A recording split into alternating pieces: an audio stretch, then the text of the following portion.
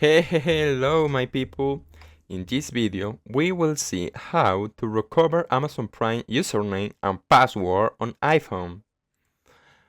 Well, the first pass is go to the Prime Video and open the app. In this case,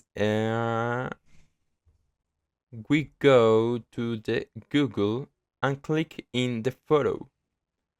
Select Manage Your Accounts and go to the Security. Next, we go to the Password Manage. Wait a minute. And go to the Riot Games, for example.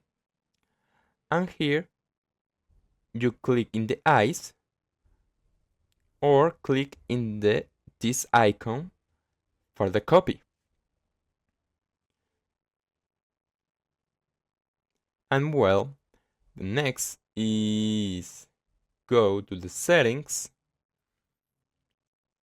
and select passwords. And here, go to the primevideo.com and we have the username and the password. This is the better option for recover Amazon Prime username and password on iPhone. In this option, you select the username or your password and recover without very easy and very fast. And well, that's all my people. If you liked the video and especially if it helped you, please leave a like, subscribe and share with your friends.